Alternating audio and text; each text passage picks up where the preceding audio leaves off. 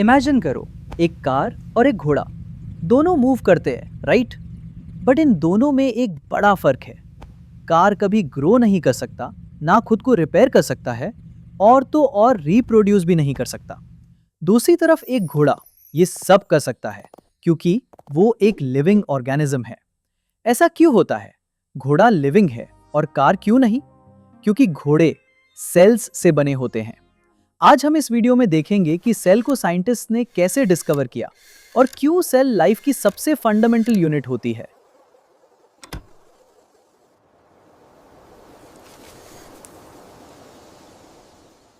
आप पहले भी पढ़ चुके हो कि 1665 में एक इंग्लिश साइंटिस्ट रॉबर्ट हुक ने माइक्रोस्कोप से कॉर्क को देखा।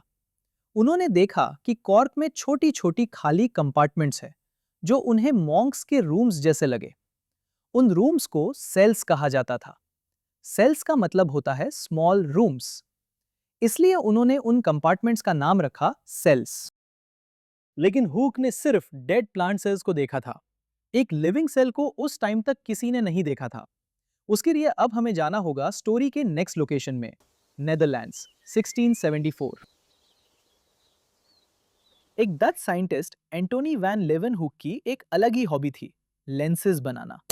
वो काफी पावरफुल लेंसेज बनाते थे और ऑलमोस्ट हर एक चीज को उन लेंस के थ्रू देखते थे।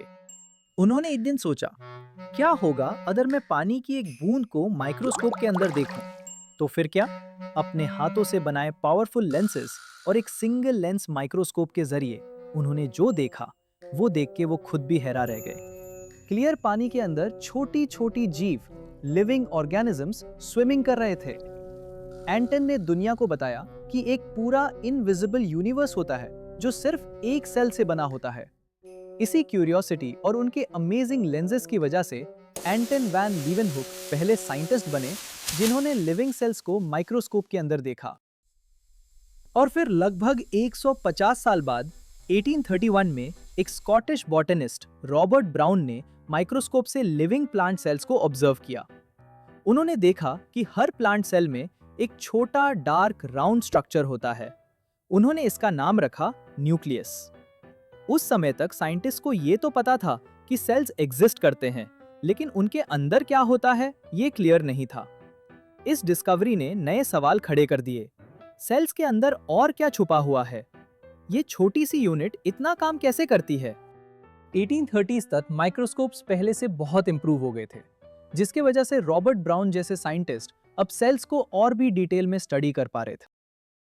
इसी दौरान मथियास श्लाइडन, जो एक जर्मन बोटानिस्ट थे, उन्होंने अलग अलग प्लांट्स को सिस्टमैटिकली स्टडी किया और उन्होंने देखा कि हर प्लांट में सेल पाए जाते हैं जो मिलकर टिश्यू बनाती है। फिर आए थियोडोर श्वान, जो एक ब्रिटिश जूलॉजिस्ट थे। उन्होंने सोचा, क्या एनिमल्स भी सेल से बने होते हैं जैसे प्लांट्स? उन्होंने एनिमल टिश्यूज को ऑब्जर्व किया और देखा कि उनमें भी सेल्स होते हैं। उन्होंने नोटिस किया कि एनिमल सेल्स में एक थिन फ्लेक्सिबल बाउंड्री भी होती है, जो बाद में प्लाज्मा मेम्ब्रेन के नाम से फेमस हुई। लेकिन प्लांट सेल्स में एक फ्लेक्सिबल बाउंड्री के जगह उन्होंने एक रिजिड आउटर कवरिंग देखा, जिसको उन्होंने सेल वॉल का नाम दिया। फिर श्लाइडन और श्वान ने मिलकर सेल थियरी बनाया, जिसके according 1. All living things are made of cells and 2. The cell is the basic unit in living organisms. बाद में रुडोल्फ वीर्को ने एक और इंपॉर्टेंट ऑब्जर्वेशन किया। उन्होंने देखा कि सेल्स दो हिस्सों में डिवाइड हो जाते हैं। उन्होंने ऑब्जर्व किया कि नए सेल्स हवा में से नहीं आते, ये पुराने सेल से डिवाइड होकर बनते हैं। और वीर्को ने अपना फेमस फ्रेज दिया, omnis cellula e cellula। Latin में इसका मतलब है all cells come from cells. आज हम जो मॉडिफाइड सेल थियरी पढ़ते हैं वो ये है। 1. All living organisms are composed of cells and products of cells. 2. All cells arise from pre-existing cells. अब जब हमने देख लिया कि सेल्स कैसे डिस्कवर हुए थे, हम समझते हैं कि ऐसा क्यों कहते हैं कि cell is the fundamental structural and functional unit of all living organisms. इसके दो पार्ट्स को समझते हैं, स्ट्रक्चरल और फंक्शनल। एक ईंट की दीवार के बारे में सोचो। जैसे पूरी दीवार छोटी छोटी ईंट के मिलने के बाद बनती है, वैसे ही लिविंग ऑर्गेनिज्म भी सेल्स के मिलने से ही बनती है। जब हम कहते हैं कि सेल एक स्ट्रक्चरल यूनिट है, तो इसका मतलब है कि किसी भी लिविंग ऑर्गेनिज्म का फिजिकल स्ट्रक्चर सेल से ही बना है। नेक्स्ट, जब हम कहते हैं कि सेल एक फंक्शनल यूनिट भी है, तो इसका मतलब है कि जिंदा रहने के लिए जो भी काम यानी फंक्शन जरूरी है, वो सब सेल भी इंडिपेंडेंटली कर सकता है। अगर आप सेल को और छोटी पार्ट्स में तोड़ दो, जैसे मॉलिक्यूल्स, वो अकेला कभी भी जिंदा नहीं रह सकता। सो इन कंक्लूजन, आज हमने देखा कैसे साइंटिस्ट ने स्टेप बाय स्टेप सेल्स को डिस्कवर किया और कैसे ये सेल्स हम सब लिविंग ऑर्गेनिजम्स को बनाते हैं और लाइफ को पॉसिबल बनाते हैं।